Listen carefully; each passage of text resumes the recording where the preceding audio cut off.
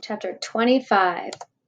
OMG, what a night. I still can't believe how everything turned out once the championship round began. That's when Mr. Kingsley explained. The questions this time will be a bit more difficult. Scoring, however, will be the same. The team with the best score out of 100 possible points will be our champion. He picked up the cards that contained the quiz questions and smiled. Here is the question number 1.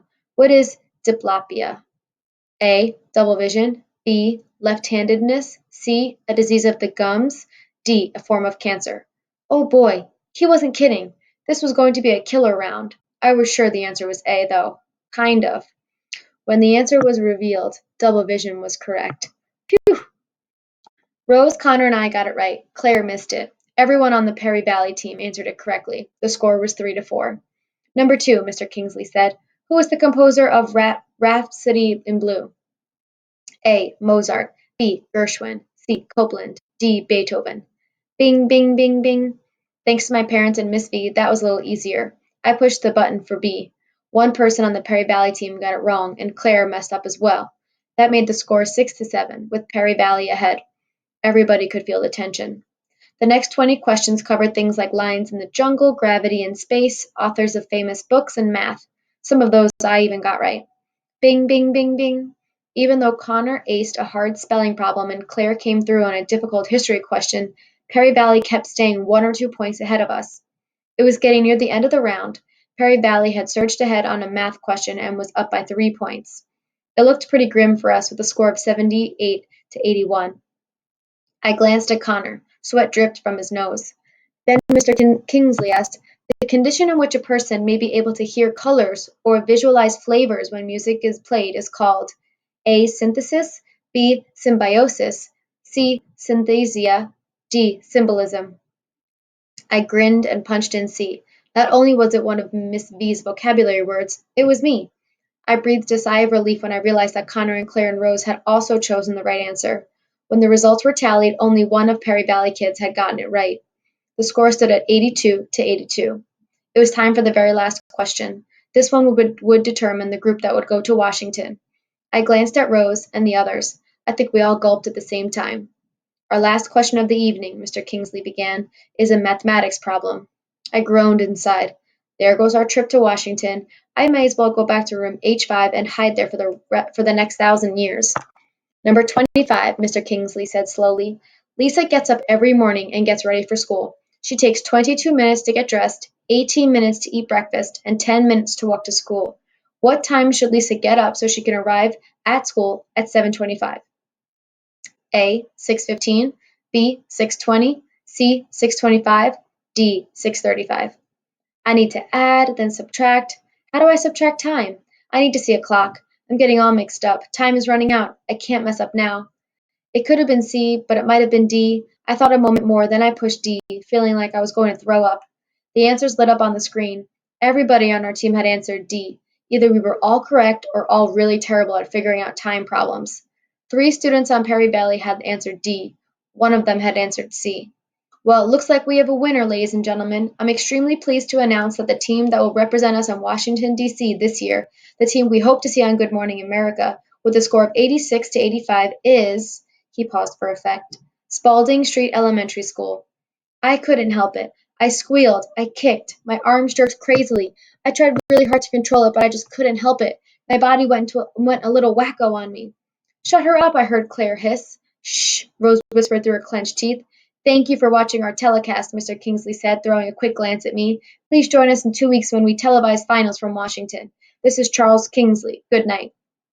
He signaled that he was finished. The cameras blinked to dark, and the lights blessedly clicked off. I couldn't stop kicking. My arms acted like wind-up toys gone bananas. I screamed with joy. At least nobody noticed this time, because hoots and hollers abounded and dozens of people stormed the stage. Dad balanced Penny in one arm and the camcorder in the other. Mom, Catherine, and Mrs. V rushed over to me and almost smothered me with hugs. Mrs. V tried to look as she weren't surprised, but her grin seemed to be permanently attached. Mr. Dimming, the alternates, and the parents of the rest of the kids on the team cheered and jumped and patted on another on the back.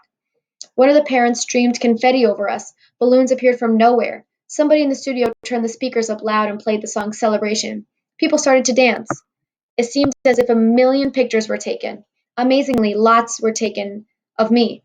I did my best to calm down and relax. Smile, Melody, called the guy with the baseball cap. Click, flash. Can somebody sit her up a little straighter in the chair? Click, flash. Get a picture of the kid in the wheelchair. I think that guy was a reporter. Click, flash. Where's the winning team? Another reporter asked loudly. We want a team picture for the newspaper. Why don't you kids stand around Melody? Okay, now smile. Click, flash. I could barely see. Blue dots danced in front of my eyes. We want the winning team for a TV interview, someone else called out. Can we have them over here? People were shuffled around and a stagehand helped set us up. Connor, Rose, and Claire sat in chairs next to me. Amanda, Molly, and Elena and Rodney stood behind us. Mr. Dimming stood next to Rodney. I hoped that my hair looked okay and that I wouldn't look goofy. The reporter silenced the crowd as the cameraman lined up and got into position. Good evening. This is Elizabeth Ocha of Channel 6 News. I'm here in our studio as we speak to the students from Spalding Street Elementary School, victorious members of the winning team of the Whiz Kids competition, held here tonight. There are 8 of the brightest young people in our community who buzzed their way to victory tonight. Let's meet them. We'll start with the alternates in the back row, the youngsters who fill in should one of the team members not be able to participate. Please tell me your names and ages, she asked as she put the microphone in front of each student. Amanda Firestone, age 12. Molly North, age 11. Elena Rodriguez, age 12. Rodney Mosel, age 11 and a half. That got a laugh. Miss Ocha continued, and seated in front of me is the championship team. Please tell me your names as well. My name is Claire Wilson, and I'm 11, and I got more right than anyone else on my team. Good for you, Miss Ocha said. I know you studied hard for this. The reporter moved quickly to Rose. And you are? Rose Spencer, age 11, Rose said, sounding shy. What stands out for you this evening? The reporter asked as the camera moved in closer. I was on last year's team, and we lost by only a few points, so it's real exciting to win this time. I'm very proud of our team. Rose was beaming. Great answer, and we're proud of you as well, Miss Ocha said. And now to this tall young man. What is your name, sir? She asked Connor. Connor Bates. Hi, Mom. Connor spoke loudly into the mic. Do you remember the hardest question you were given tonight? The reporter asked him. I thought all the questions were super easy, Connor said with a grin. I missed a few on purpose, so the other contestants wouldn't feel bad. Miss Ocha burst into a tinkly laugh. How does it feel to be on a team with your very special team member? She asked. Hey, Melody's okay. She's really smart. Let me introduce you to. But I wasn't about to let him steal my thunder. My name is Melody Brooks, and I'm 11 years old, my machine said loudly and clearly.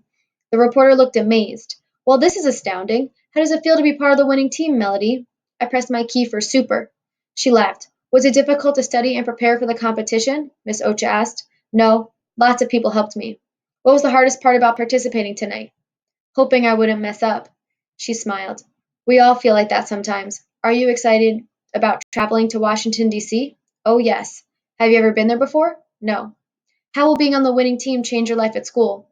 I thought that was a good question. Not much, I admitted. The reporter waited patiently while I took time to tap the right words.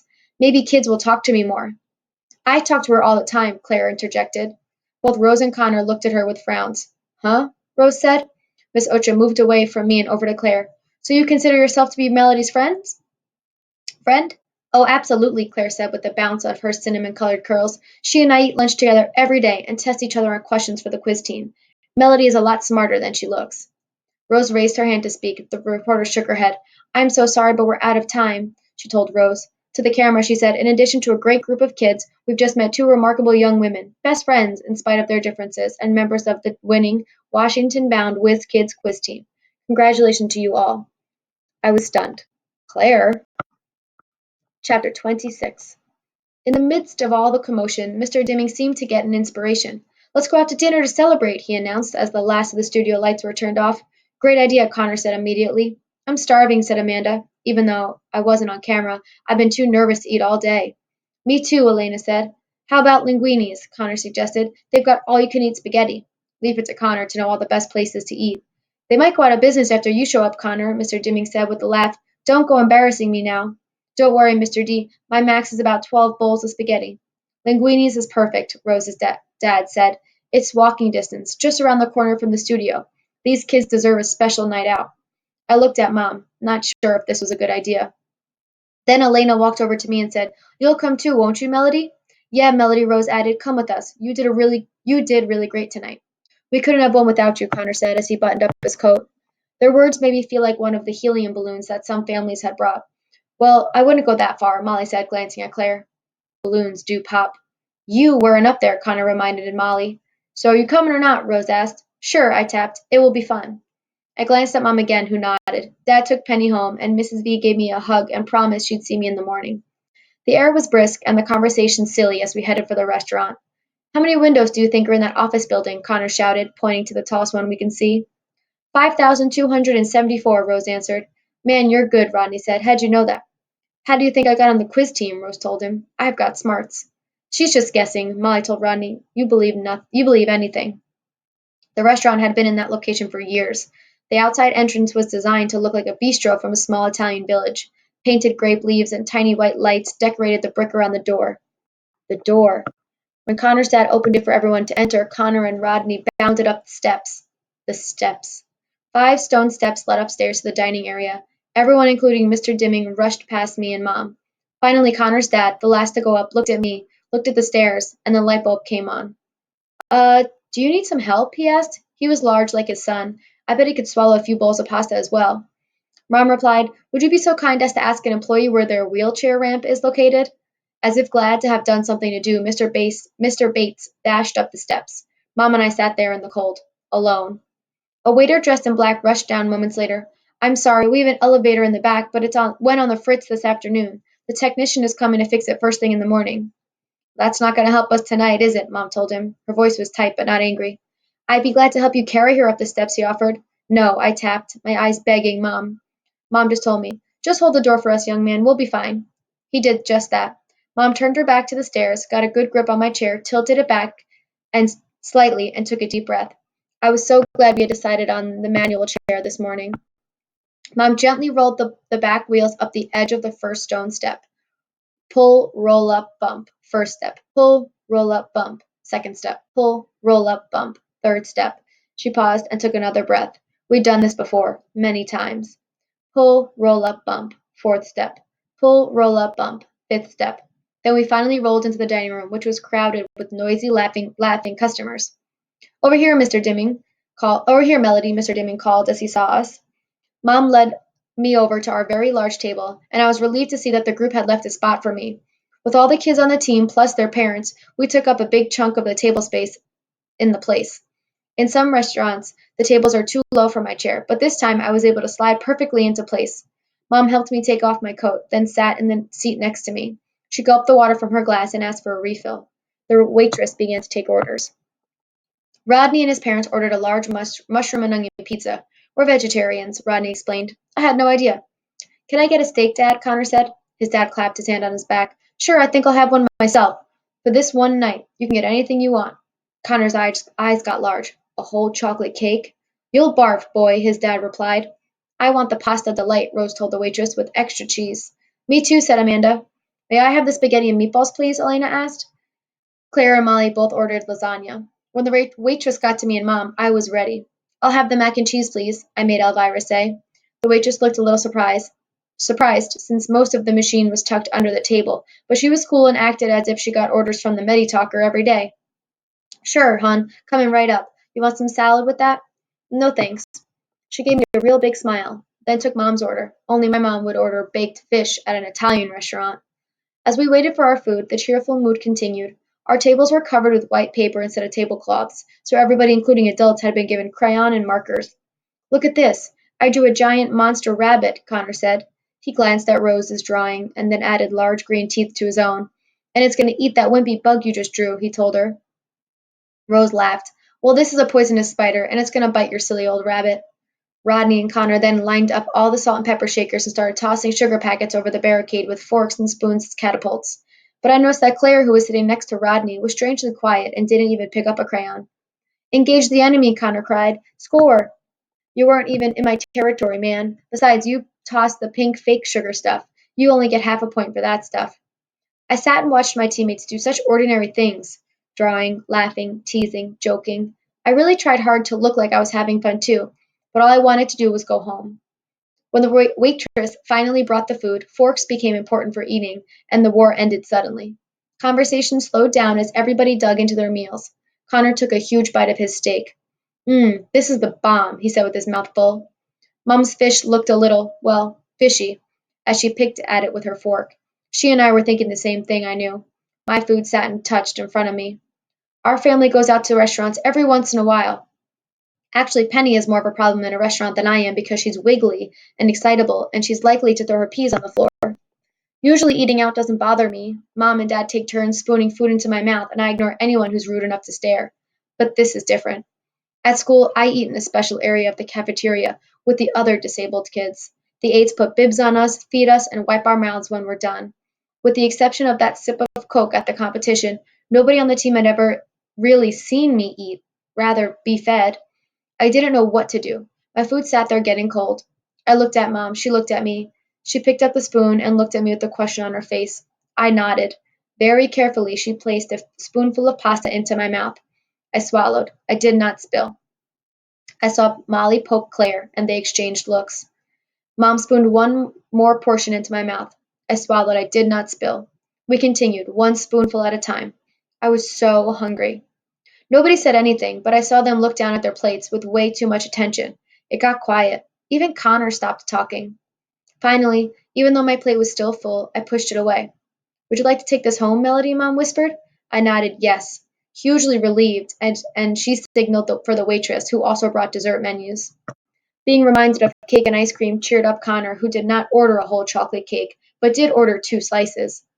Rodney ordered apple pie while Rose asked for pudding. Claire ended up taking her food home in a box as well.